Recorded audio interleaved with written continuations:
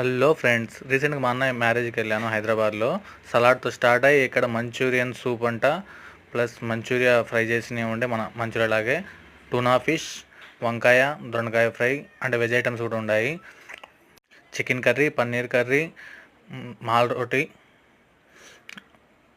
Veg biryani, mutton biryani, కరివేపాకు rice, white rice, పప్పు, pickles కూడా ఉన్నాయి.